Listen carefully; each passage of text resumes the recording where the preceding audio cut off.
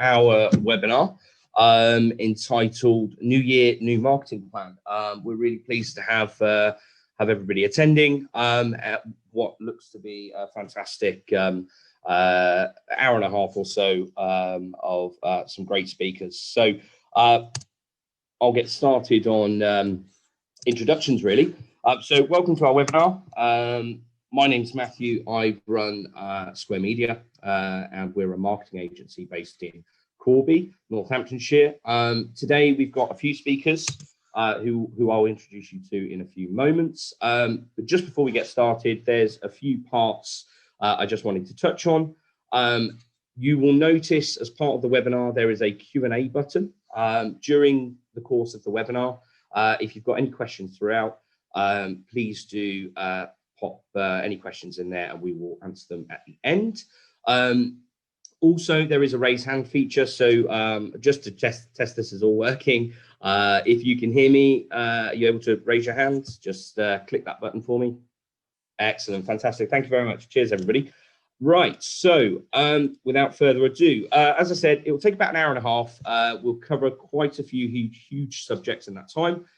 We do aim to be done by 11 a.m. So I'll be hurrying people along if we're running behind. We do plan to keep it as simple as possible, but highly effective as well. And you will be sent a copy of the presentation at the end. At the end of the consultation, at the end of the presentation, you will have an opportunity to book a consultation with Steve, Rupert, or Simon to discuss in a bit more detail how some of the things we discussed today might apply to your circumstance of your business.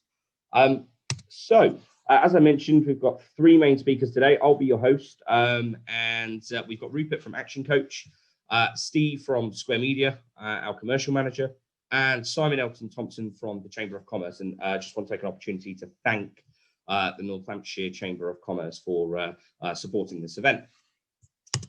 A little bit about myself first before we get started. I started Square Media in 2013 from a desk in the cupboard under the stairs. Very cliche, I know, and stereotypical entrepreneur approach. Started with nothing and just decided to go for it, setting up my own marketing company. To date, we've grown to more than 14 strong. So we're still a small agency, but we've grown considerably in the last few years. And alongside those 14 staff, we also have a wide network of contractors and specialist freelancers that we work with as well. The business has been doubling year on year for the past 3 years, so we've seen some fantastic growth. And that, I believe, is underpinned by the way we work with our clients and partners. So from our perspective, building a partnership with our clients and other business partners that we work with, such as ActionCOACH, is fundamental to our clients' growth and therefore our own growth. So that's the approach we take, and we do have one clear vision, and that's to offer all of the benefits of an entire marketing team to any business that isn't able to take on that overhead or doesn't want the hassle of having their own marketing team. We're here to provide that for you as an extension of your business.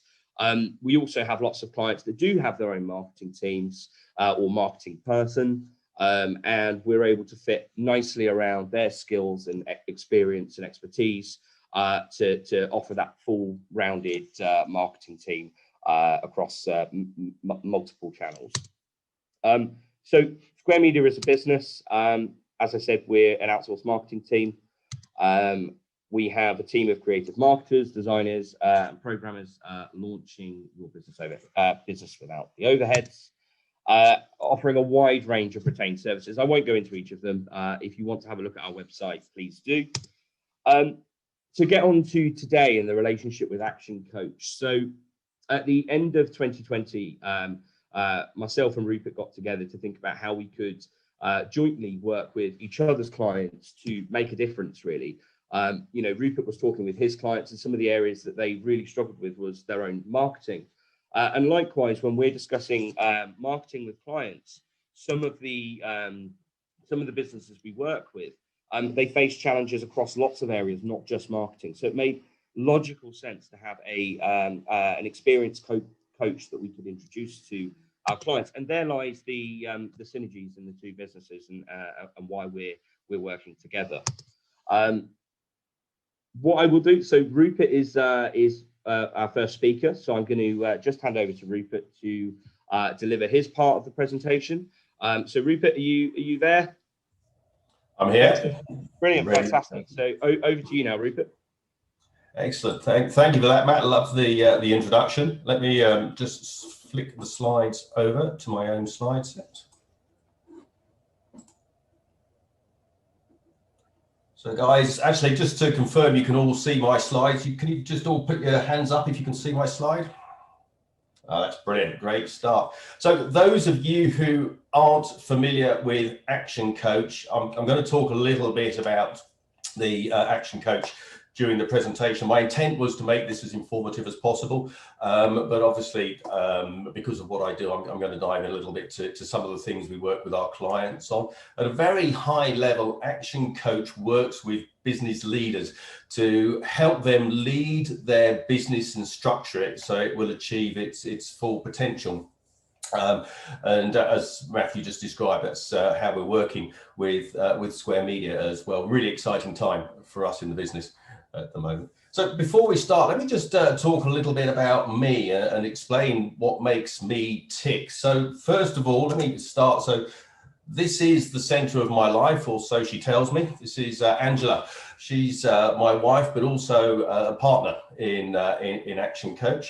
Angela's background is in accountancy, so she's worked for accountancy practices. She's been in the corporate world as well. She's run her own accountancy practice. She's been FD of a startup and a couple of other companies along the way. So very broad, very detailed experience. Great complement to my skill set inside ActionCOACH. We have two grown-up children. That's a picture of them and their partners along with Angela at my daughter's graduation. I realized actually when I was putting this slide deck together that that's actually quite an old photo. The kids are 26 now. And then I thought, well, so I'll change the photo, and realized that, of course, with lockdown, we don't have any recent photos of them. So that's part of my plan for next year. And then below that, the real center of my life, that's my dog, Bruce, and he probably controls my day.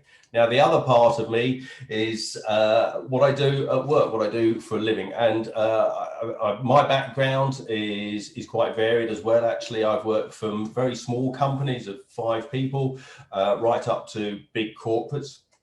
Predominantly in, well, actually almost entirely in IT and predominantly in management roles.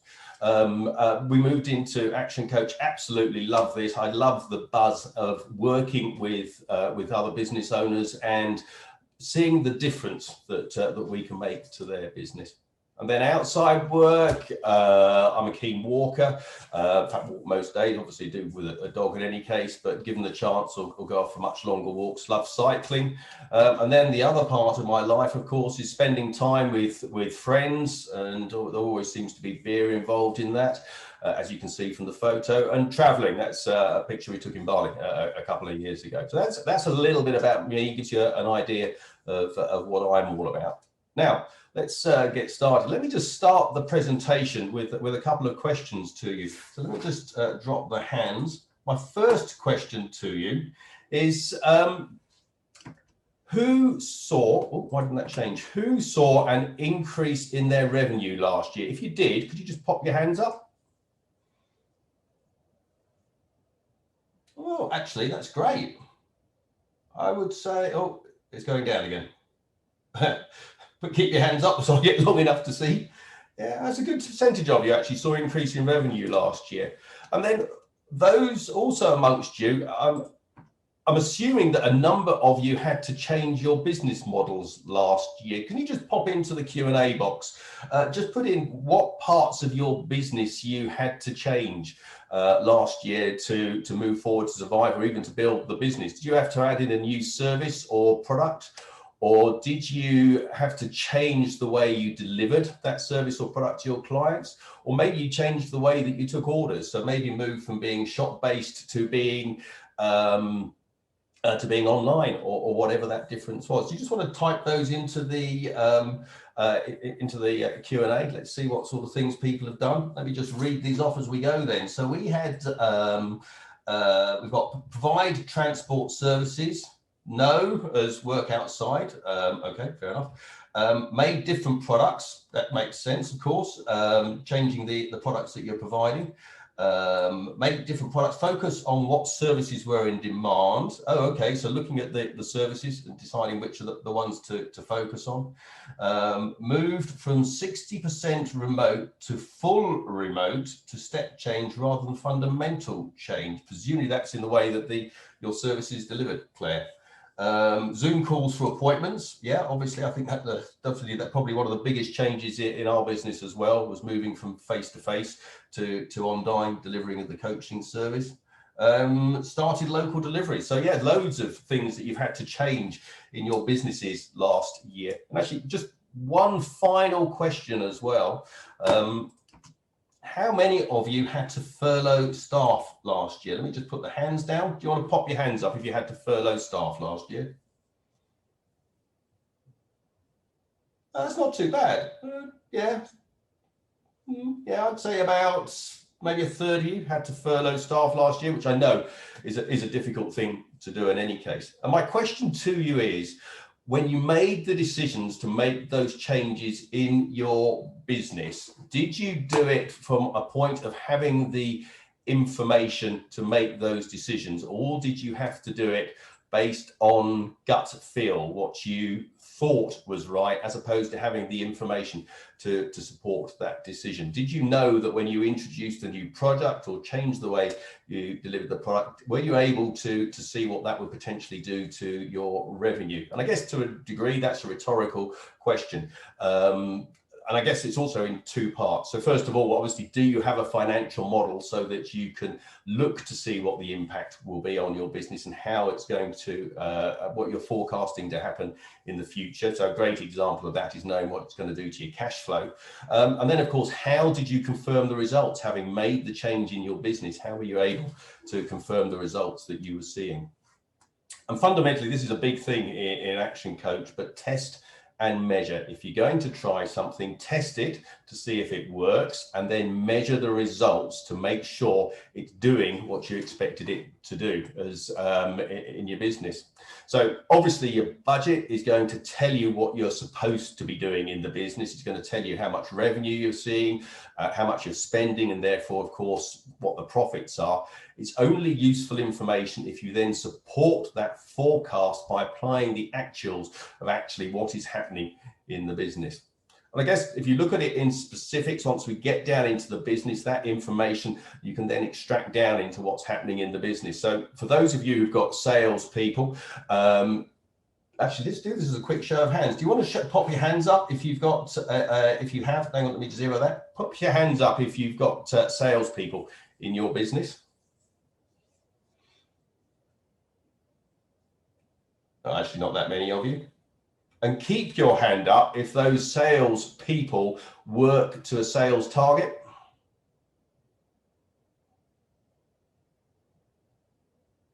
Oh, the number's going up. Okay. And are those people then held accountable for achieving that target?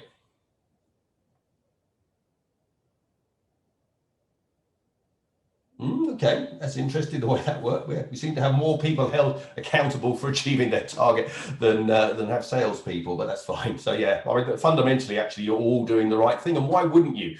Because your entire business is structured on the revenue that your business is bringing in. Your salespeople, if you like, are the front end of the business. They're the ones who are responsible for bringing in the revenue. You've then structured your business underneath it to deliver the product or service that your business provides to the marketplace. So actually, if your salespeople don't sell enough, it has a knock-on effect as to the structure of your business underneath, and obviously can lead to some tough decisions down the line. Now, also, don't just take salespeople on their own as well. Salespeople need a source of leads coming into their business, and of course, that's where marketing comes in. Marketing is there to provide the leads into your business. The salespeople's job is then to take those leads and to convert those those to customers. And a lot of people talk about sales and marketing in sort of as interchangeable terms. They are quite different in what they're looking to achieve. Marketing is looking to generate the interest in the market. The sales function is much more about converting that interest into actual customers. And you need to think about marketing as an investment as well. So think about it as almost buying a customer. So for every lead that comes into your business, over a period of time, you can start to understand how many leads you need into your business to allow you to generate one client, and then you can start to estimate what that client's going to be worth you in revenue terms. So actually, you've got a direct correlation. Effectively, how much do I pay for each client coming into my business? Very much an investment in your business. And just flicking off at the other side as well, if you're from delivery of your business, maybe in a distribution business, how are you measuring the performance of the business is the other thing you need to think about a little bit. Are you shipping all your product within an agreed time frame? So maybe that's within 24 hours or whatever the metric is in your business. How many missed shipments does your business have where you've shipped the product to the wrong place?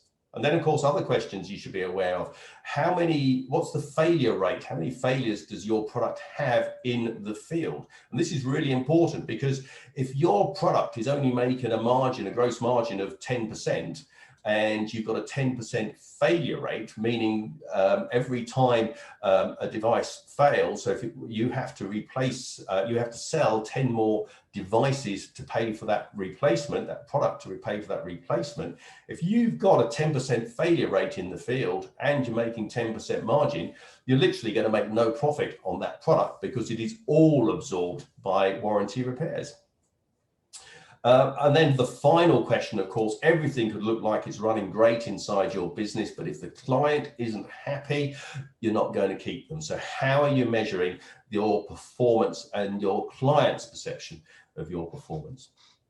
Knowing what is happening in your business could save you thousands of pounds worth of cost. So let's just talk a little bit about the basics in your business. So first of all, as we've just spoken about, delivery, absolutely fundamental to having a good delivery inside your business, so that every time a client engages with your business, they get the same positive experience.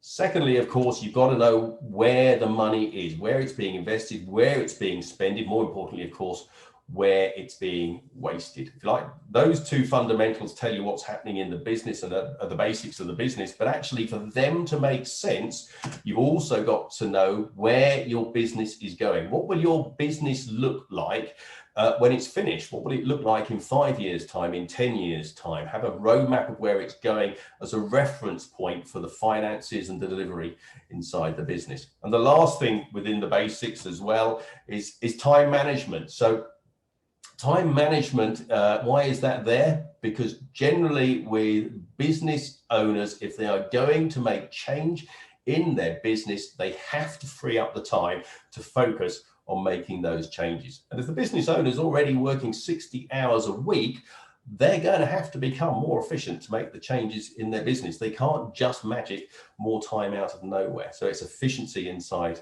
the business. Now, those areas, this is the Action Coach 6 steps model. So it doesn't matter where you are in the world, all action coaches run to the same system. So my job as a coach, of course, is to know how to take this system and apply it to each of our individual clients. So this is what we call the 6 steps system. Now, starting at the bottom, that's what we've just talked about, mastery, where we work out the destination for your business. We work on your efficiency, obviously the financials and delivery. And then after that, we start to move into developing the revenue. So this is, first of all, defining your position in the marketplace. So to move the conversation with your customers away from being about price and actually to focusing on the service or product that you deliver. And if you think about it, you've now got a sustainable business because you have the ability to deliver it, plus you've got a predictable cash flow. And at that point, we then start to make the business more efficient. So that's when we put in place the systems inside the business, the systems and tools that allow the business to run more efficiently. And then the systems and tools actually run the business. You hire people to run those systems. And that's when we get to team, that's when we're talking about hiring people, we're talking about leadership and management and motivation and all those sorts of things. Now, at this point, you're getting to the point where you've got a business that's running efficiently with a team of people who are less and less dependent on you as a business owner. Now, this actually, if you ever wanted to sell the business, being able to demonstrate that you are not fundamental to the success of the business more or less doubles the value of your business. But what it also means to you from a personal point of view is you can start to remove yourself from the day-to-day of the business, focus on growing the business or start another business or franchise the business, whatever you want to do. It gives you lots of options as a business owner, growing to that point. So guys, let me just run a quick survey. So I'm going to put a poll up on the screen. The question for you is, in those steps, which of those, and you can select more than one, within the 6 steps, which of those is your business struggling with at the moment? Let me launch the poll. You should be able to see that now, and I'll feed back the results to you as you type them in. In which area of that 6 steps model is your business struggling with at the moment? Just select all those that apply to your business. I've got some results coming in. So mastery is, oh, that's interesting. And leverage.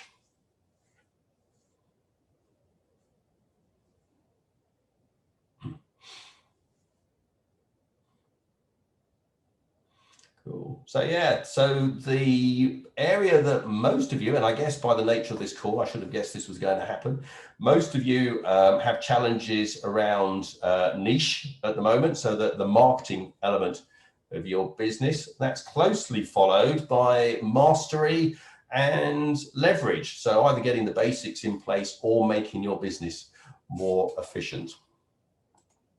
Let me just close that down. So interesting feedback there. Now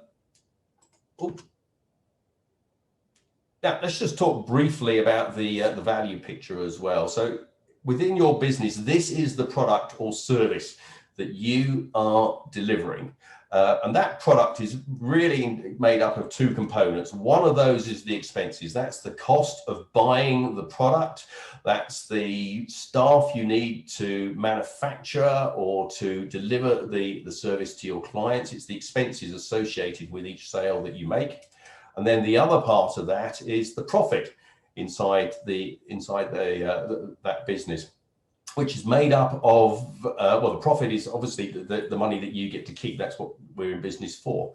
But what's eating away at that profit is inefficiency inside the business. So the trick for you as a business owner is, first of all, to minimize the expenses as far as you can.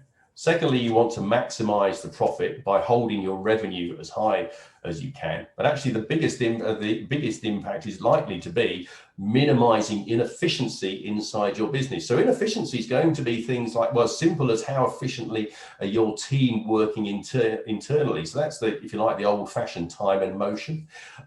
It's where you have to rework manufacturing. So something's gone wrong in manufacturing, which means you have to rework the product, or it's missed shipments, or it's going to be things like warranty returns and repairs. By making your business more efficient, removing that inefficiency, obviously it has the impact of maximizing your profits. So in the chat box for a moment, let's just have a little think about what should you be doing, or what would you do inside your business to systemize your business? In the chat box, why do you think you should systemize inside your business? Do you just want to type some stuff into the chat box, guys?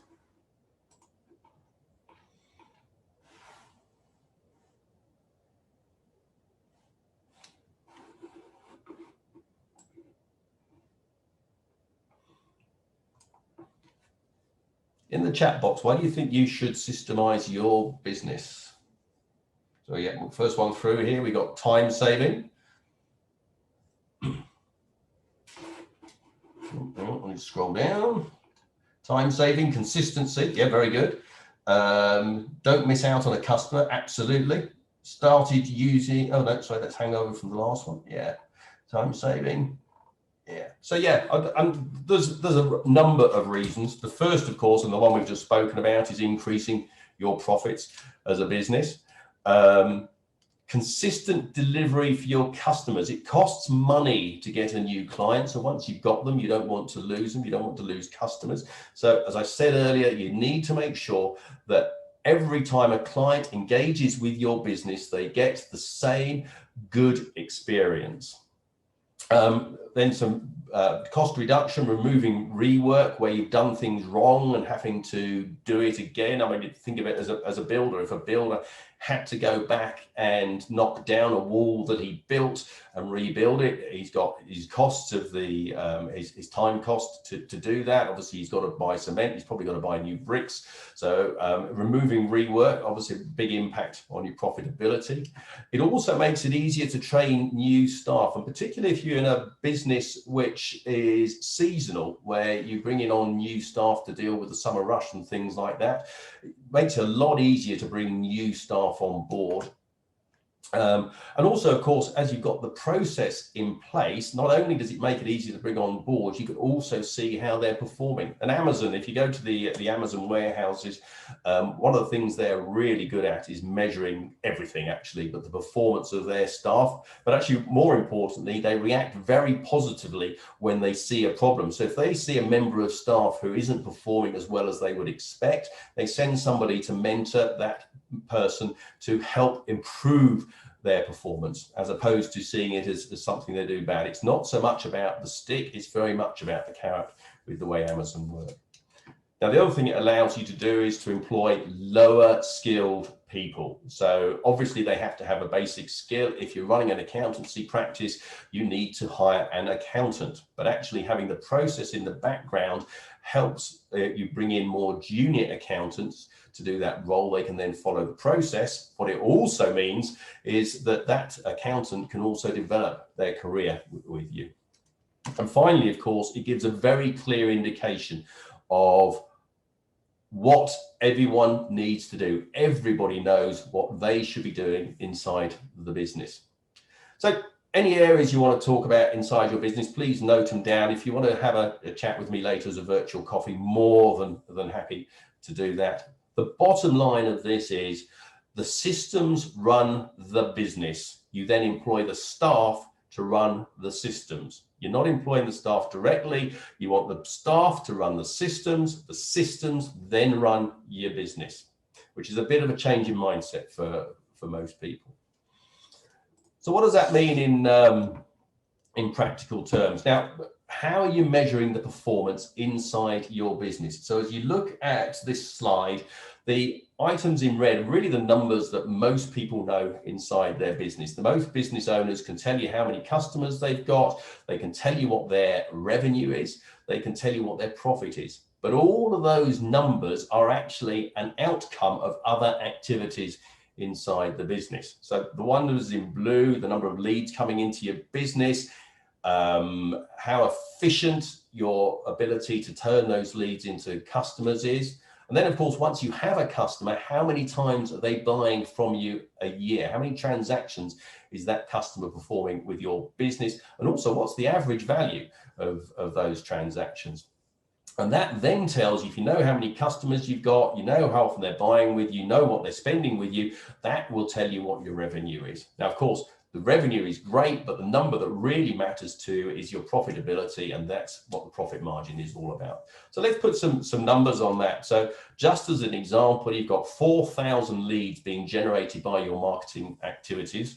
Your sales team are then converting 25% of those leads into customers. So you've got 4,000 leads, 25% conversion rate gives you 1,000 customers. Now, you then need to know, on average, how many times does each customer buy from your business? So let's say 2.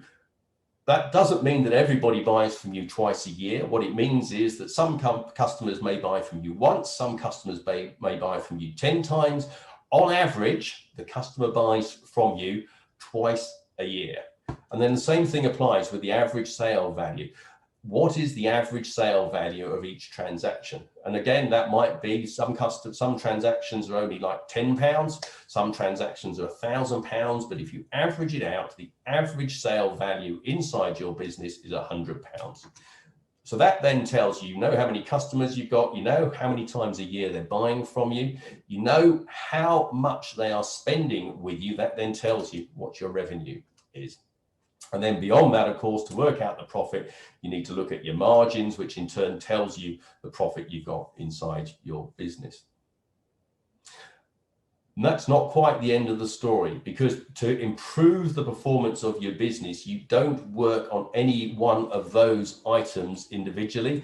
You actually work on each of them in synchronization to improve the performance of your business. So those of you that follow cycling, David Beresford runs Team Ilios, who've won the Tour de France, I think it's 6 or 7 times now, previously as Sky. But Dave Beresford talks about incremental improvements. He doesn't talk about massive change in the performance of his cyclists. He talks about small changes in each of the area of their performance, which is exactly what you should be doing inside your business. So let's just take as an example, if you can increase the number of leads in your business by 10%, and this is the stuff that Steve's going to talk to you about in a few minutes about marketing. So you improve your marketing, you get a much more structured marketing campaign in place, and improve the number of leads into your business by 10%. The next thing you're going to do is then look at improving your conversion rate. So your sales team, working with your sales team to improve their conversion rate by 10%. And to be honest, that's pretty pessimistic, because a bit of sales training, maybe as simple as changing the way the salesman first engages with the client, will actually give you those sort of returns. So maybe if you're browsing in the shop, instead of the usual salesperson coming up and saying, "Can I help you?" if the salesperson changes that conversation. So when you say, "Can I help you?" it's a yes or no answer. And let's face it, most of us say, "No, I'm fine, I'm just browsing." If you can change that introduction to the salesperson saying, "Hi, is this the first time in our shop?" They've got to go one of 2 ways, yes or no. And actually, it doesn't matter which way they go, because if they say yes, you can say, "That's great. Let me just explain the layout of the store and things I think might be of interest to you." If they say no, you can say, "Oh, okay.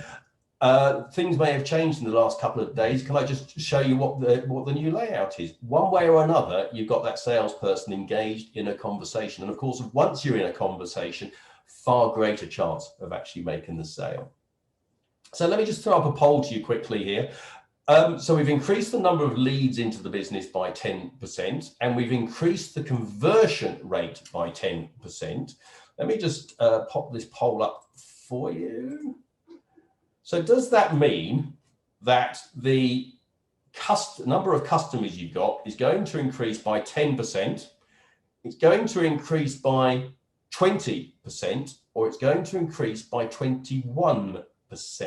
Let's just have a quick vote. Just each of you just select which of those you think it's going to be. Will the number of leads increase by 10%, 20%, or 21%? Vote now.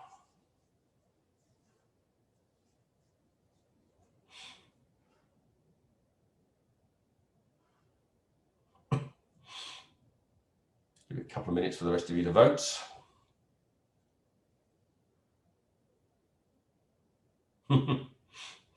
Interestingly, so the majority of people are saying it's either 20 or 21%. So the answer, let me just close that down.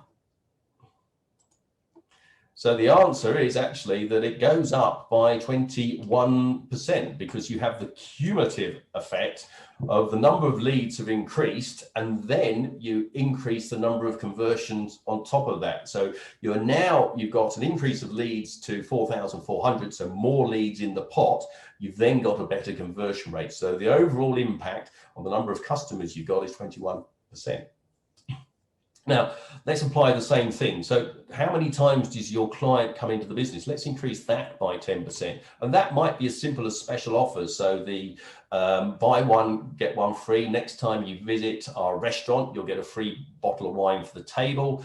If you come into the store next Wednesday, we'll give you a free donut. I don't know what the answer should be. Incentives to get people to do business with your business more regularly. And then the second thing, of course, is to increase the average sale value of each of those transactions. So this is the classic McDonald's. Would you like fries with that? Would you like, is that large? It's just those little tweaks in the way that you do business that allows you to increase the sale, the value of each sale that you make. And the combined effect of that is increasing your revenue to 292,000. So those 4 changes alone have made a 46% increase to the revenue in your business. Not one big change to one particular area, but a number of smaller changes across your business. And then finally, let's do something about cost control. So by reducing your costs, we can increase your profit margin, take that up by 20%. That takes you to a total profit of £80,000. And that's a 62% increase in the profit that you had previously, just by making 5 little changes to each area of your business. And the interesting thing about that is that it goes on beyond that. So if you keep making those incremental changes year after year, after 5 years, that £50,000 worth of profit will actually have become £500,000 worth of profit just by making those little changes. If you're interested in what I'm talking about, obviously make a note and just give me a call. Let's talk a little further. Virtual coffee, as I said, message me or in the chat box, or just call the office on 01572 497 030. I'll put that number up at the end, and I'm happy to talk to you further about that.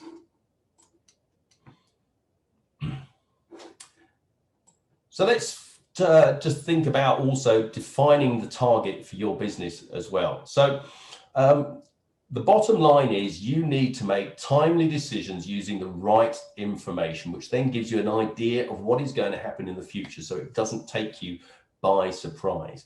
The flip of this also is, of course, by setting the KPIs and the goals inside your business, your team then know what they are expected to achieve.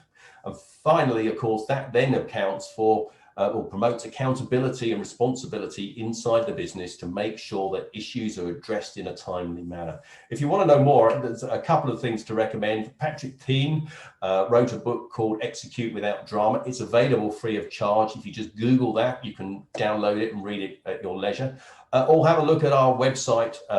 There's a webinar that Angela did actually called Know Your Numbers, Know Your Business. If you go to the ActionCOACH website and just Google ActionCOACH Oakham, will come up. Go into the Learning Centre, you'll find that presentation. About 45 minutes long, probably a good investment of your time to understand a bit more about this area. And there's loads of other good stuff in the Learning Centre as well. Free learning information, webinars, blogs, things that we think will be of useful to you in driving your business.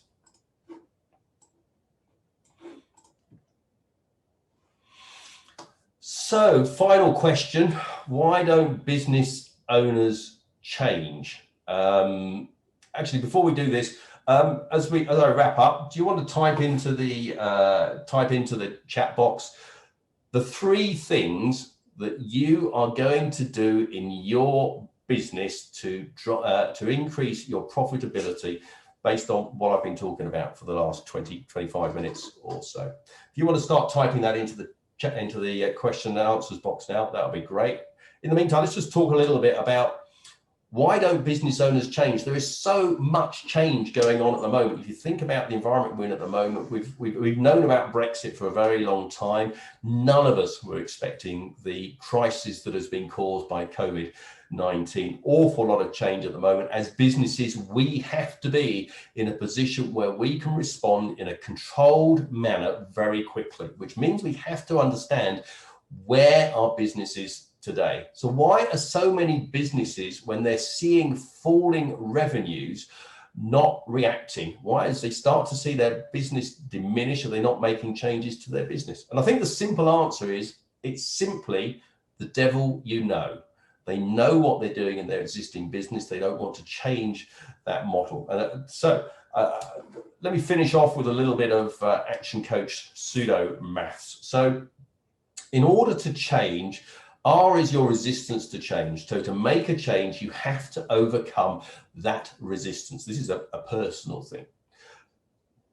To overcome that resistance to change, first of all, you have to be very dissatisfied with where you are today. There has to be a desire to change, for something to be different. But that on its own isn't enough to make people want to change. That then has to be bolstered by a vision of what the future may look like once you've made that change. So on the one hand, you've got to be unhappy with where you are today. On the other, you've got to have a very strong vision of where you are going in the future. And it's that vision of where you are in the future that most people have trouble getting to. And so between the two of them, your dissatisfaction with where you are today times your vision of where you could be in the future needs to overcome your resistance to making the change in the first place. But actually, there's one final step.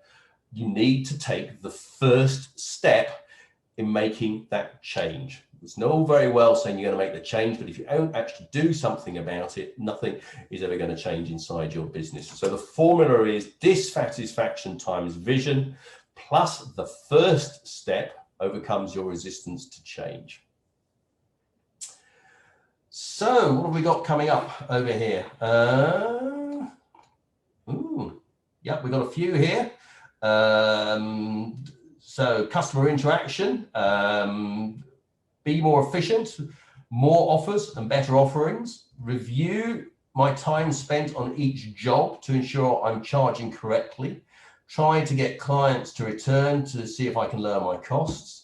Let's just do this last one here. Started using Teams. That's a hangback. It's last one on here. Don't even know where I'm spending the money. So a few inputs there, things that you need to change inside your business. I think the bottom line of all this is that you need to get to a place where you're showing regular growth.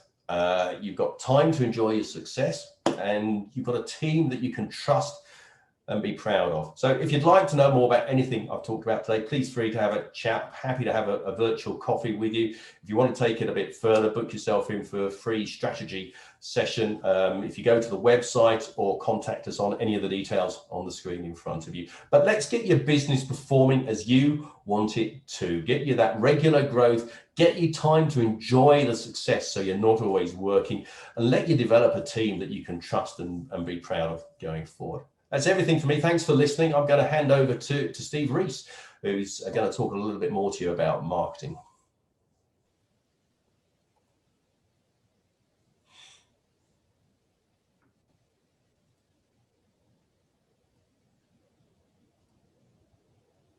Right, good morning. Can everyone hear me?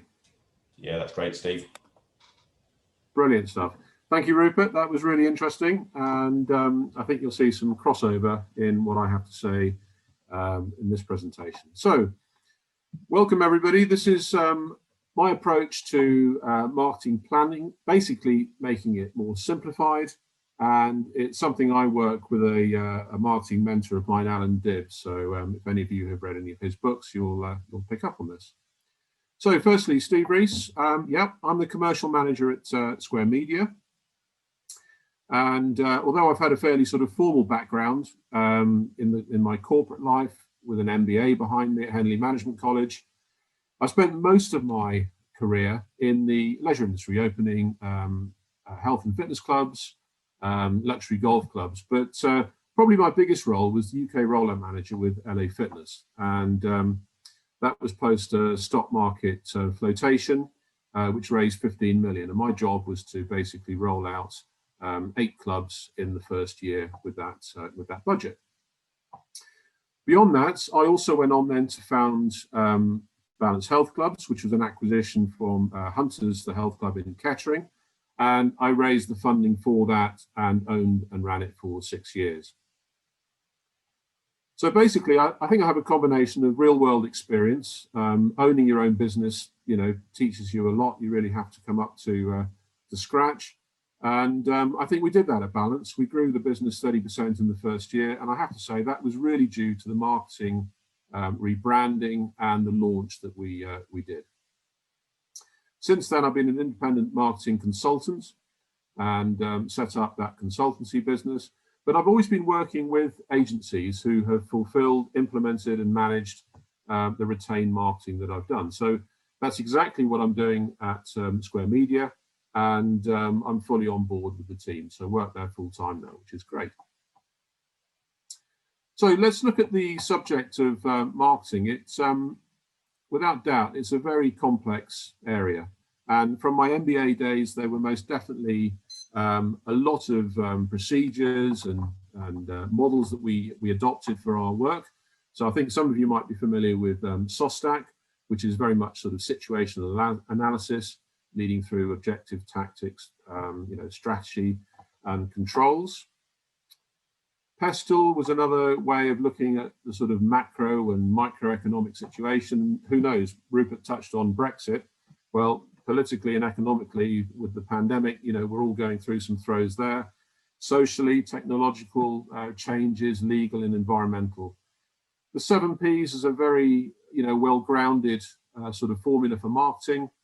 SWOT analysis, I'm sure you've all seen, and ANSOF for looking at strategic growth in the future. Now, all of those are things that we do as strategic marketing planners. But for the purpose of today, and I think the situation we're in, most clients that we're meeting recently have had sort of 10 months of this COVID-19. It has had an impact on their business, and some of the feedback you provided, Rupert, was interesting. What I see is that most businesses are looking for some form of lead generation. They need more leads, more sales, and that will help their cash flow. And certainly looking forward, I think with the uncertainty of when lockdown is going to end, people really do need a plan to know where they are and where they're going to get to and how they're going to get there. So let's get started on marketing simplified. Basically, marketing planning, I think, can be broken down into 3 areas. Firstly, you need to understand what your purpose is. Why does your business exist? What services or products do you provide? Ultimately, really, what problem do you solve? What pain do you remove? And ideally, knowing what your actual unique selling point that gives you that competitive edge is a vital thing. So purpose is a very good start point. People obviously are important. Now, this is really the target audience we're going at. So to whom are you, is your purpose to fulfill? So basically, what are you actually delivering to who? Why do they buy from you and not from your competition? Who are they and what are their needs? So people are a vital part. To bring this all together then, you need a plan. And this is basically to help you achieve your objective of reaching your target audience with the right message through the right channel at the right time. But it also bears questions such as how will you capture, nurture and convert leads to sales? That's a vital thing.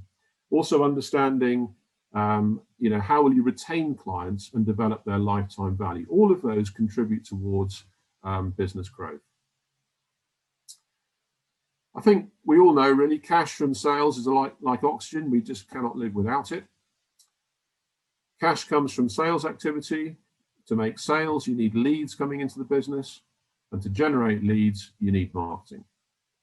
So for a lot of people on this call today, and I've looked at the list, some of you I recognize quite clearly, others I don't, but for most people, you're running your own business, and you've probably done that because you gave up your last job, your corporate life, and you've decided to be your own boss and set up on your own, which is fantastic. Congratulations, you're now also in charge of sales and marketing. So going back a bit, how did I get into marketing? Well, I mentioned my role with LA Fitness. I had to get 8 clubs open in a short period of time, and wherever we opened a club, it really was like the circus had come to town. We had to have a big impact. I had to get each club open, fully equipped and staffed with 2,000 members on direct debit. But what really counted was the first month's direct debit had to be at least £75,000 to cover all the overheads. Basically, sales were like our oxygen. So let's look at that business model as a sort of case study. So what was our purpose? Put simply, most people in our target areas wanted to look and feel better. Weight loss was a massive driver, but really when you drove down to it, it was more about vanity. People want to look better and feel better. Some people, for sure, wanted to improve their health, their fitness, their strength, their flexibility. Lots of people wanted somewhere to go to meet other people and enjoy themselves.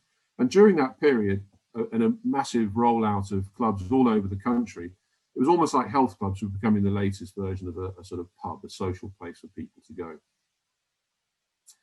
So what we were doing is positioning this business as a fully featured club. It was 30% less than existing operators like David Lloyd and the Sporter. But most important to us was that it was a fitness first club, which didn't have a swimming pool, and we basically did. So that provided us with our USP. So looking at those clubs then, who were our audience? We basically identified 4 target personas, and I think this is important with any business. Firstly, we had office workers, aged typically between 18 and 45. They were looking for somewhere to go before work to have a workout, so having a shower and decent facilities to get changed in was important to them. They wanted quick workouts, studio classes and personal training, and they wanted somewhere really to get ready for work and also to go after work. There was also then a massive midday or certainly morning market for mums with kids. They wanted to access classes, use the gym, the pool, the beauty salon, and childcare was absolutely a prerequisite to this. So we had creches included in all the clubs. Retired couples, basically, they were looking for just an off-peak membership during the day. Again, pool, sauna, somewhere to meet friends for a coffee and a chat. So for them, it was very much more about social. So we had to have a cafe bar as part of the proposition. And then we had the inevitable students. They wanted basically somewhere to go for off-peak access and use the gyms and classes. But interestingly with them, one of the biggest things was meeting somebody else and developing their sort of social life and dare I say, hooking up with another person. So broadly, what was our plan? Well, we knew we had to pull out all the stops and market hard to an audience within a 20-minute drive time of every club. So geography was an important factor, and the demographics, obviously. We opened in towns with at least 30,000 population, and we knew that the health club penetration across the UK at that time was 10%. So basically, we needed, for our 2,000 members, we needed about a 7% penetration to achieve our objective. So when we launched our clubs and we launched the marketing, we included several elements. But the first thing we started with was the CRM. So we had a CRM installed for all 3 membership advisors, and they were set up in a marketing suite. So database marketing was our absolute start point with every project. Obviously, we had a website that had to have content, it had to have offers and details added to it. It needed to be optimized for SEO, and we also had to promote it through PPC. So basically, we had an element of inbound marketing, driving traffic and leads. We were geographic, so we knew we could distribute leaflets to target households, and we'd always put out 30,000 leaflets, and that would go out by straightforward distribution. We ran adverts in the local press, we put up banners and posters. So basically we had a lot of advertising that went on. And again, things have changed slightly these days, but advertising is still a good route to market for certain audiences. We did direct mail, and direct mail directly to companies was very successful. So we aimed into a company to find, if you like, an organizer of their corporate membership, and they would get a group of 10, 15, 20 members together, and they would get some sort of a corporate rate. So direct mail was an important piece. We had telephone campaigns to all local businesses. Telemarketing is always key. And we ran events in the town centre, generally offering out giveaways with an element of charity fundraising, which basically gave us a little bit more PR. So events and promotions were always incorporated. When it came to the club opening, we always invited the mayor, and that would guarantee the press would turn up and we would get some PR and public relations from that. It was a start point in those days, but text messaging was actually a vital thing for last minute offers. And when we pushed out text messages to people who we were trying to squeeze out those last few numbers on a monthly campaign with an open rate of around about sort of 95%, the conversion ratio from SMS campaigns was vital. So that was always a very much end of campaign activity. Once we had our group of members and we brought them in to show them around the clubs, and at whatever stage, we used to call them hard hat tours, we used to give away goodies and ask for referrals. So referral campaigns of members get more members was a big part of what we do, and it should be in your business as well. So all of this targeted, scheduled, multi-channel activity contributed to what was our marketing plan. So that's an example really of a whole load of activity which I think every business should approach in some way at some time. So looking at marketing and the management of it, basically you've got to know your numbers. So to be able to manage marketing, you have to be able to measure activity and performance. Every marketing item that we sent out had a code which could be tracked, and that included leaflets which had a code to reference if a telemarketer was speaking to them. So we knew exactly how each item performed. Every call was obviously tracked for our telemarketing, so we could see what their ratio was for appointment booking and sales conversion. Every page view and download that we offered for things like aerobic timetables and information on weight loss and health and fitness could also be tracked.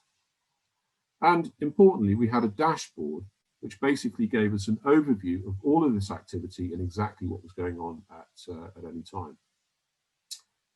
So we also, with this, got to know in each town, and every town was slightly different, we got to know what worked and what didn't work. And there were elements in marketing, and it'll be the same for you, that simply do not work.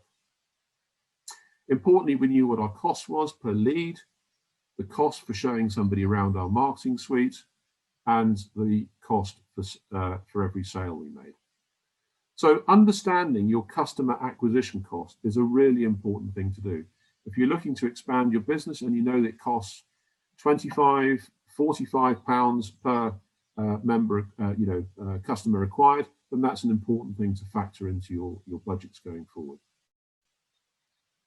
And also understanding your customer lifetime value. Now, with a membership, obviously, we were signing people up for a 12-month contract. But if we managed to develop that relationship with our customer, we could extend that lifetime value for maybe 2, 3, 4 years. And therefore, the total value of income was a lot higher, but the cost of acquiring that member in the beginning was the same. So we look at customer lifecycle marketing in this way. I'm sure most of you will have a very similar process. You're starting with broadly cold prospects, developing those into customers, and ideally converting them into raving fans at the end. The process to achieve that obviously is to generate interest, your market, your message, your media, have a process for capturing those leads, nurture and develop the leads, convert them to sales, deliver and wow your new customers in, and then look at upselling and generating referrals. So at the bottom here, we try and look at two areas really. What is the front end of your marketing and your customer acquisition? And if you break even on that, then that's great. The back end really is where the money's made. So if you can keep that customer on a longer time period, then the revenues will increase. So looking at this, this is our basic structure that we're going to touch on today. So a very simplified form of marketing uses this one-page planning template, which I picked up from Alan Dibb, my marketing mentor from years ago. So broadly looking at it, there's the before phase, where we're looking at prospecting, the during phase, where you're dealing with your leads, and the after phase, which is customer management. So going through those, we're looking firstly at target market. What is your target market? What's the message going to be to your target market? and the media you're going to use to reach that target market. So those are the initial before prospecting phase. Once you're into the during phase, your lead capture system obviously comes to bear. Ours was that CRM platform, your lead nurturing system, and then your sales conversion strategy. The after phase, once you've got a customer on board, how do you deliver a world-class experience? How can you increase your lifetime value? And how can you orchestrate and stimulate referrals? So the before phase in a bit more detail. So these are basically prospecting considerations. So starting with your target market. I'd always view targeting everyone and generally trying to get your name out there is unwise. It's expensive and it's not particularly productive. So try and position the business carefully so you understand exactly, what market you're after and what you actually do. What is your USP? If possible, niche. Try and be a big fish in a small pond. Will always make a difference. Choose a niche with some depth. So in other words, get into a focused area, a focused client base. You might have 2 or 3 of these within your business, but make sure that there's some depth within that. So there's a vertical market that you can work on and develop. When you niche, basically it starts to make price irrelevant because you're seen as a specialist. Identify at least 3 audiences. And you might want to do this by what I call a PVP approach, which if you're running a smaller business particularly, or you're a trade or a consultant, this might help you. So firstly, the first P, look at the personal fulfillment. How much do you enjoy dealing with that type of client? Secondly, what's the value to the marketplace? How much does this marketplace value your work and will pay you? If it's a market where there's not much value, then perhaps it's not the thing to do. And profitability. Ultimately, how profitable is work in this market? So that's quite an interesting little matrix to look at. And if you apply that to your customers, you might find actually there's areas of your market to focus on and some to potentially drop. And in doing that, you might want to create an avatar of your ideal clients and really get to understand exactly who they are, what they are, how to reach them, and what their needs are. So that moves on really to looking at your message to your target market. Ideally, what you want to do is put your customer in a position to buy. I think the days of selling and hard selling are long gone. People want to research what they're interested in and what their needs are. And ideally, we really want to put people in that position to buy. That means you've got to understand their needs. You've got to craft a compelling message. And you've got to look at ways of taking away their pain or offering a solution that might be to save them time, might save them money. And a good thing to think about is to develop this as an elevator pitch. If you can't explain your business in a simple sentence, then perhaps it's a bit too complicated, or perhaps you haven't really thought through exactly what your proposition is.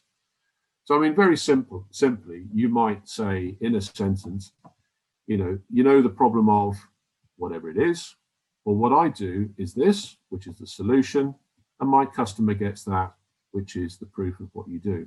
And if you can construct an elevator pitch for your business, then I'd suggest that would be a very helpful thing to do. I know we're not in normal networking times, but certainly at meetings when people ask you, or even socially, what is it that you do? You should be able to condense that down into a sentence based on that simple structure. So be very clear on your USP. Why should people buy from me? Be clear in your message. Create high perceived value and de-risk your products and services.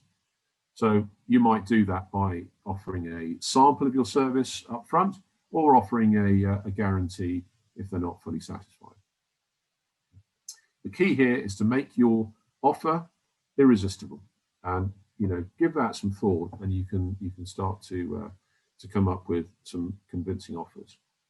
So next step, the media I'll use to reach my target market. You've got to ask yourself, how does your target market consume information? Do they read websites and blogs? Are they on social media? Do they read the local media? Perhaps they read trade press. They listen to the radio. They respond to direct mail. And they're willing to engage with an email campaign. So understanding against each avatar, what is their preferred method of consuming data, and then making sure that your marketing plan addresses the right media to reach that target market. I mentioned earlier on about text messaging. Well, that is a fantastic way, because the open rate, apart from anything, is very effective, but it really only wants to be for last minute offers or an emergency or something like that. I wouldn't suggest using text messaging on a regular basis as a good idea. So have a look now and give some input into this. Have a think about it. Jot down a few ideas for those areas we've covered in the first line, so the before phase, your target market, your messaging market, and the media you're going to use. If you take a minute now to do that, and if anyone wants to volunteer any of those up on the chat box, that would be great. We can get some feedback on that. And what I'll do is I'll give you a little bit of time now to think about that, and then I'll go through and explain how that worked in with that previous case study of the health club business. Rupert, can you hear me? I can. Are you getting any feedback? I'm just waiting to see what comes through. Bear with me 1 second. Nothing comes through yet. Which takes a second while people type in their thoughts.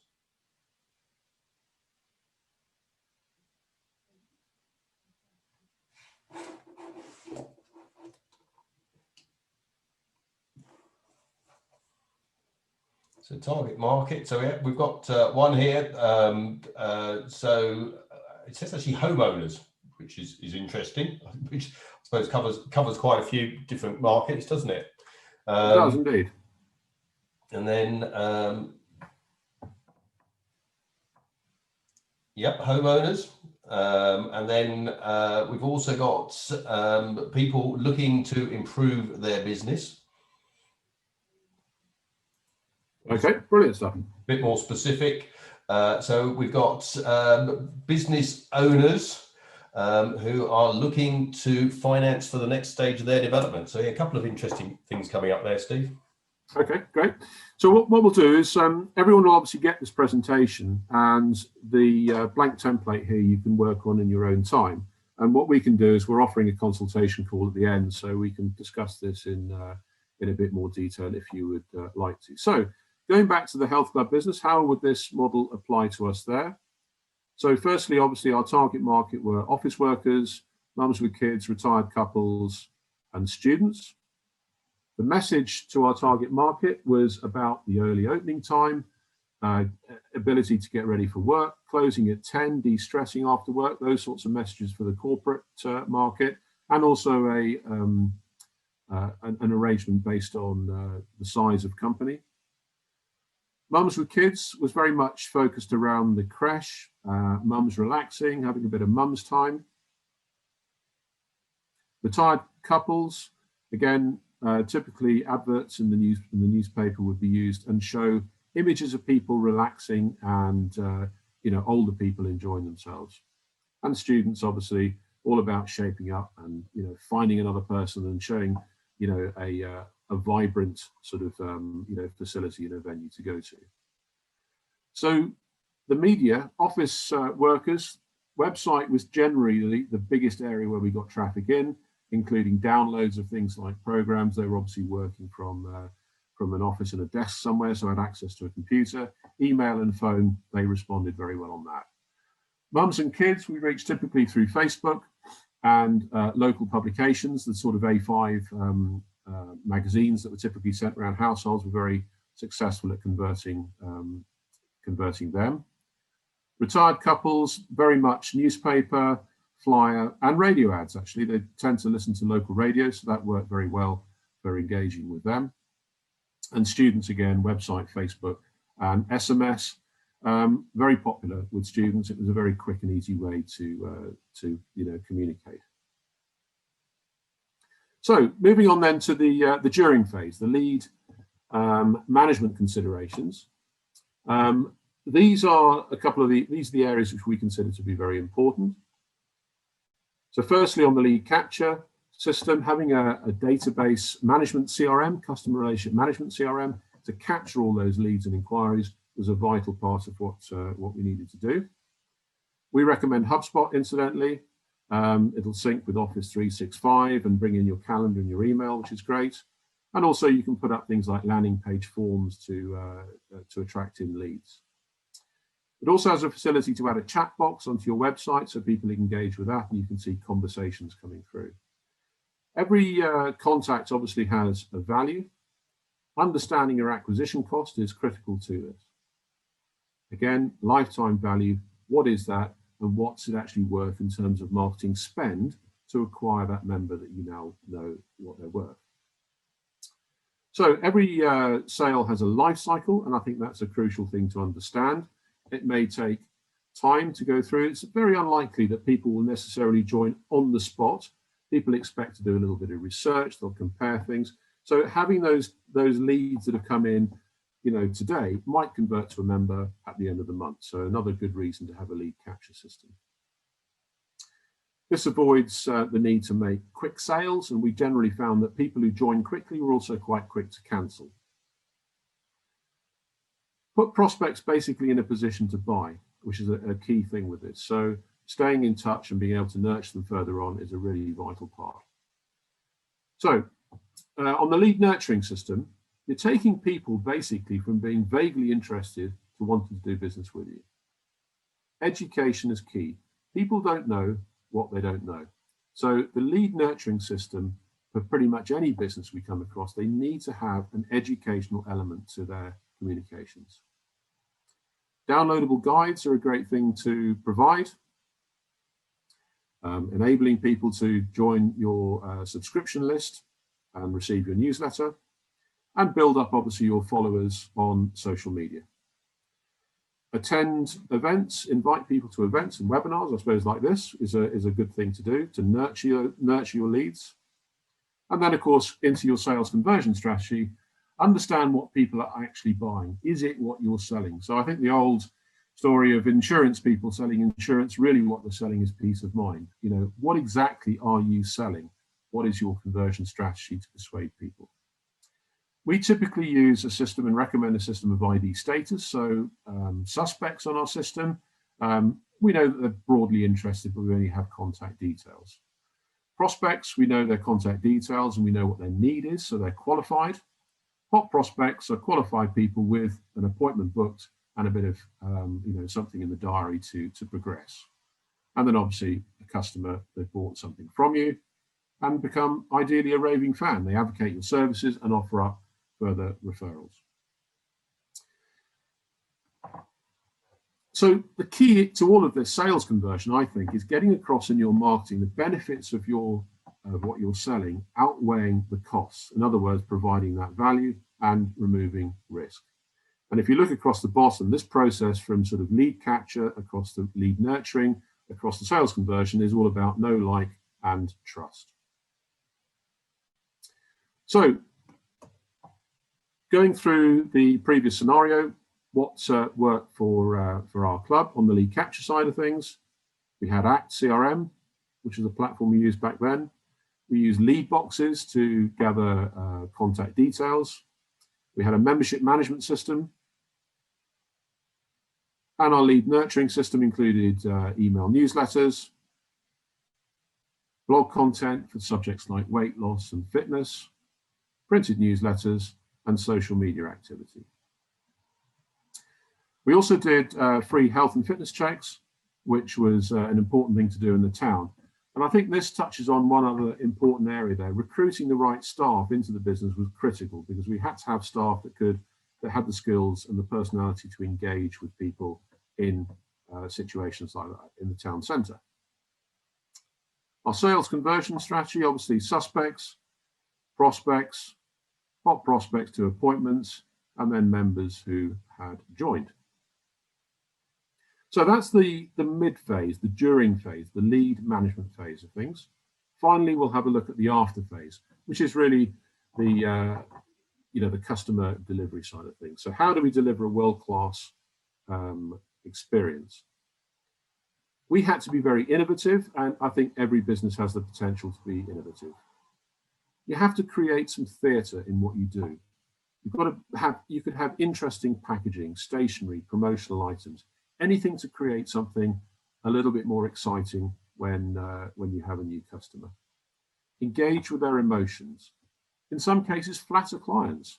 It might be, longer term, you offer a case study on a client, which is a form of flattery, really.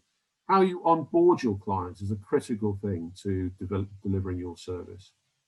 You might want to give out welcome packs to get, your customers sort of on brand, if you like. Congratulate their purchase. Very often, writing to a customer to thank them for the business and also congratulate them for making a good decision is a great thing to do. And you can use lots of technology now to improve experience. One of the most popular probably are online surveys to find out, how they found the process, what would they like to know, what would they like to see, better if necessary, and get that feedback built into the business, very much like Rupert was explaining earlier on. Ideally, you really want to create a tribe of raving fans as your customer base. And I think we've all seen the success of Apple and how they've developed a fantastic business of raving fans for their products. So increasing lifetime value, again, this is where the real money is made. So McDonald's know how much marketing spend is required to get the customer through the door, and then they upsell. So as Rupert was mentioning earlier on, McDonald's go large. That is worth millions to their business, just simply asking that same customer, would they like to go large? Cross-selling as well is huge. McDonald's offer meal deals. They start to sell in other products that perhaps the customer wasn't expecting to buy. So cross-selling is a vital part. And I think what you'll find with every business is there's potentially a gold mine in your own business, if you just look for it. So sometimes your internal marketing to your existing customers is a very valuable exercise to carry out. Look ideally at a subscription-based model. So is there a way of creating recurring income within your business? Perhaps you could offer a retained service model, a bit like we do at Square Media. How could you reward loyalty? And how could you reward renewal? So all of those areas there, if you can extend the lifetime of your client, you will increase their long-term value. Very often, it's easier to reactivate a lapsed customer than it is to find a new one. So do you have a strategy to communicate out to lapsed customers? It's very much easier, as I just said, to renew a lapsed customer than to find a new one. So looking at the final step, really, how do I orchestrate and stimulate referrals? Well, one of the biggest things that people don't do is simply ask for them. Don't be afraid. Everyone has a network of friends, associates, work colleagues. If you ask people, do you know of anyone else who would benefit from a similar experience or service you've had from us? They will tell you. Incentivize referrals. Consider offering gift items, vouchers. All of these things might help prompt people to think about making an introduction or a referral. So finally then, we're on to the last part here, and what did we actually do at the health club with MLA Fitness? Well, new members received new member gym bags, towels, water bottles. New members had an introduction to their personal trainer. One-to-one gym inductions were always carried out. And then we invited all new members to a new members evening to meet other members. And we programmed in a bit of a system, a follow-up call, which would ensure that we stayed in touch with all new members. So the more effort we put in to cement that relationship in the beginning, the longer their lifetime value proved to be. So also we looked at upselling. So if people were on a monthly membership and we particularly wanted to get to an annual membership, there was an offer to upgrade to an annual membership. People who joined to just use the gym were then cross-sold other products and services like personal training, retail sales, clothing, beauty, sunbeds, and so on. So these were extra ways of increasing the value to us. And then, of course, having a policy for retention activity. So we were able to identify low users. We were able to risk profile members that were likely to cancel. And in doing that, we, again, kept people active. But one of the biggest things we identified was increasing the average age by 5 years, increased a member's lifetime value by 6 months. So that formed part of our strategy. So generally, the younger members, students were less reliable. The older profile of member we had, the retired folk, were a lot more valuable. So again, how do we stimulate and get referrals? Well, we ask for them at the point of sale. We offer guest passes for friends. It's as simple as that. Just a simple way of getting people to introduce others who are going to be pretty similar to them and their profile anyway. So we're getting to the end now. That's my timer running out. Marketing is an investment. Don't view it as a cost. These are my sort of closing thoughts. Marketing gives you leverage. Time, when you look at it, is finite. Money is infinite. You can always find money, but you can't find time. Automate what you can, and there's a lot of marketing systems now that where you can provide automation, and delegate what you can't. Marketing amplifies your communication and increases your reach. So again, try and segment your customer base and niche your market if you can. Focus on a niche that's an inch wide and a mile deep if possible. Being a specialist makes you more valuable and makes price irrelevant. So I'd be delighted to offer any one of you a 30-minute marketing consultation based on the one-page planning sheet. And if you'd like to book that, you're very welcome to. You can either scan the QR code that's on the screen right now, or contact me directly, or pick up on one of the contact details further down the screen. But thank you very much for listening to me. And I'd like to hand over now to Simon, who hopefully can hear us on the call. Simon?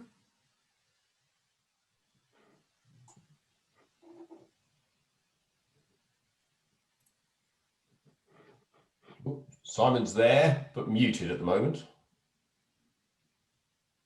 Oh, Story of my life. I think that's the phrase I've heard most this year is "you're on mute." So can you hear me okay now? I presume so.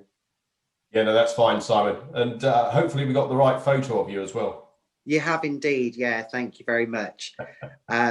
So first of all, thank you very much to Matt, Steve, and Rupert for all of that great insight and advice, and also for asking the Chamber of Commerce to support this event. We fully believe that collaboration is a great thing.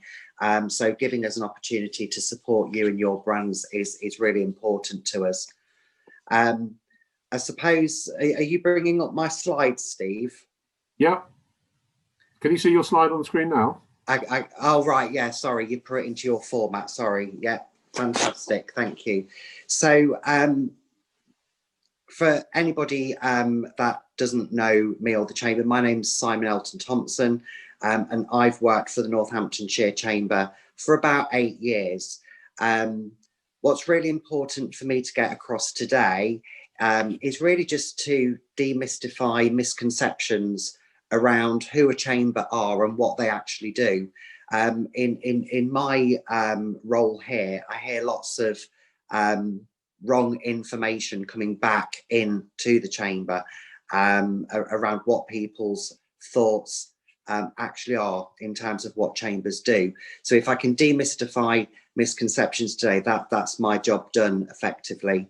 And hopefully what that will do is it will encourage and engage the delegates here today to just maybe take a little bit of a closer look at what their local chambers do in a little bit more depth and how it can support their businesses. So Northamptonshire Chamber was formed in 1917. And initially back then, it was focused on being a representation body for the local businesses. And that was really just to voice their concerns on the amount of cheaper imports that were making their way into the country and, of course, indeed into the county. That work still remains a great part of what we do here at the Chamber. So we do look to lobby the decision makers on behalf of all local businesses to ensure that the economic safety for the region remains a focus for them, allowing local businesses to thrive. However, during the 100 or so years that we've been in existence, our memberships have grown and the demographic of those members have grown. So in response to that, the Chamber's services have also had to grow. And now we deliver a full package of business support services based on membership to the Chamber. It's really important, I suppose, to understand that the Chamber of Commerce is a not-for-profit business. So our organisation exists solely and purely on the support of members, and therefore all of our members have a stakeholder ownership into the Chamber. As I said, our member portfolio supports all businesses of all sizes and all sectors. But today what I'd like to just focus on is our newly formed startup membership package, which we formed in the back end of last year, and that went live in January of this year. And it's aimed to support the local startups and indeed the local SME market. So what's become apparent over the last 12 months really for ourselves is that the biggest struggle for the demographic of our membership has generally been the smaller businesses in terms of their survival in the current climate. And some of the struggles that we've had fed back to us are things like debtor days and cash flow, chasing payments and the time that it takes in order to do that. Obviously, it can be all-consuming and it can turn good clients into bad, and how they avoid that. Staff retention, furlough and redundancy has been a big weight on business owners' minds. They feel responsible for their staff and ensuring consistency of work. We've also realised that a lot of smaller businesses have had lots of issues around leases, landlord disputes and premises. And of course, one of the biggest things that we've had fed through is what grants and government support is available to keep those businesses, which are the backbone of the country, viable. At the same time as all of our members telling us about their issues and their concerns, we've also seen a lot of positivity across the region. So people that have turned bad situations into good and have created their own business based on the need through loss of income or redundancy. But what is fundamentally noticeable with those businesses is they are great at what they do because they've done it forever, but they're not necessarily natural business owners. So on the back of this data, like I say, we introduced a startup membership package which sits alongside the SME package that we have. And what we hope that that does is encourages people to get on board and really give their business the best opportunity to survive and thrive. So what we know through our membership, we've done it a long time, is that our members are driven by their passion for what they do, their knowledge and expertise, and how they're happy to share that knowledge, expertise through information and a support for others. Our members are very keen to engage and support through consultation, free support and advice. And it's generally what gets them out of bed in the morning. So their ethos is what drives them. So we have to ensure that we are there to support those members to deliver on what their strategies are. So how we do that at the Northamptonshire Chamber is we try to align through our services what the needs are for the members. The way we do that is our members can expect from us a full business support offer. One of those is a comprehensive marketing and PR offer. So it's very difficult sometimes for people to explain what they do in a very succinct way. Most of the time, there is a lot of context that sits behind what a business actually does. So all of our members have access to an online directory, which lists them both by company name and also by sector. And our members can sit in up to 5 sectors. And through that, they become a direct referral partner of the Chamber because of that stakeholder ownership. Each member has the ability to upload their own content. So the marketing and PR that we offer is very 3-dimensional. It's 3-dimensional because we can embed links back to websites or information pages. We engage through their social media content by sharing that across our own. And we also enable uploads across blogs, tips, offers, and free advice. And what this does is it enables our members to be able to create a full PR and marketing strategy for their business. We share our members' news across our own platforms. So we will channel out through social media, LinkedIn, Facebook, and Twitter. And of course, we will push information out through our website, through newsletters and magazines. Our magazine, which is produced bi-monthly, so 6 magazines per year, will enable our members to get brand recognition across a well-respected publication. And that, again, in terms of the electronic version, can link back to websites and email addresses. And outside all of that, we host and run a wide range of networking and seminars and webinars for our members to gain knowledge and referrals through a network of other people. So in terms of new business and SMEs, we know that the profiling aspect of what we do is critical in their startup. But once you've started to build that profile, create awareness of your brand and engage other people to you both personally and commercially, it's then time to start to look at growing your business. So we are a conduit for our members to be able to access expert advice at the point of reference. So we link in with the decision makers of the landscape, so the Department for International Trade, SEMLEP and local government, and we can act as an introducer to for our members to those business experts who can assist them in their growth aspirations.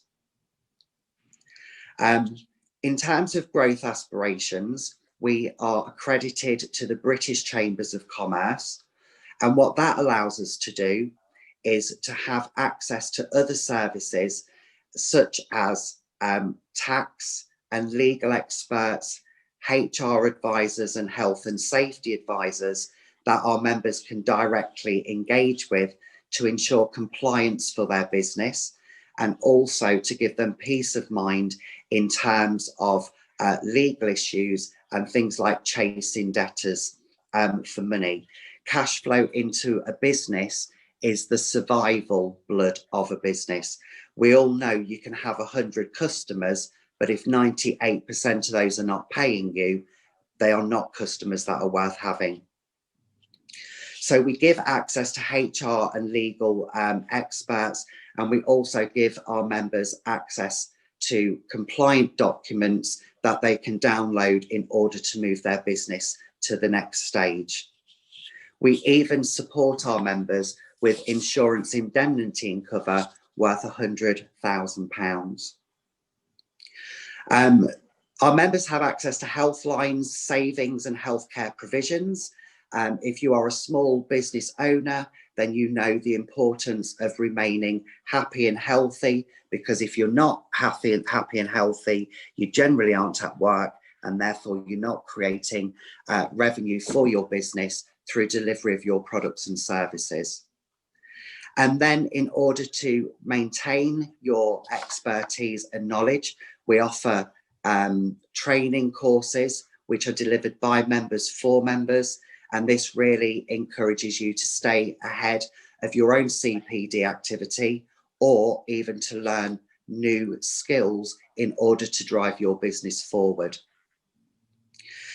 When you've done all of that and you've engaged through the chambers and you've built your profile and hopefully built your business and you've secured your customers, then what you might want to look at doing next is to rule the world. And if you want to rule the world, we as a chamber can also help you there, because we have a full international trade team to get you moving your products, your services to the worldwide platform through the British Chambers of Commerce and the World Chambers, of which we are associated with.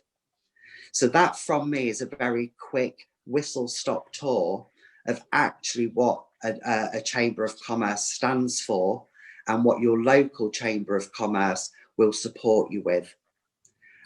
So from my point of view, it's simply a case of saying, if you want to find out more about how your local Chamber of Commerce can support your business, if you want a free half-an-hour consultation to bring our offer to life, then contact me or anyone in the startup team, and we would be more than happy to engage with you on a one-to-one level. Thank you, Simon. Thank you. Thanks for your time today and speaking about the chamber, and thank you indeed to Rupert and Steve. I am aware we're a few minutes over the original timeline, so what I'd like to do, Steve, if you can throw up our contact details, please. Okay, excellent. So our contact details are up on the screen. So rather than doing a live Q&A now, as I'm aware that some people have got to drop off, if you'd like to direct any questions that you do have over at Steve, Rupert or Simon, please use the contact details there. We will be following up with an email, so you've got a copy of the webinar and a copy of the slides and a copy, I believe, Steve, of our 14 steps do-it-yourself plan as well. So there's lots of information that's going to come over to you via email. If you wouldn't mind also dropping over some feedback around the presentation. This is the first one we're running in 2021, and there's lots of more exciting subjects we're going to discuss in future webinars, and if you'd like to be involved in those, please let us know, and we will ensure you get an invite. But from myself, Rupert, Steve and Simon, thank you for attending, and we look forward to hopefully speaking with you soon. Take care, everybody. Thank you. Thank you. All right.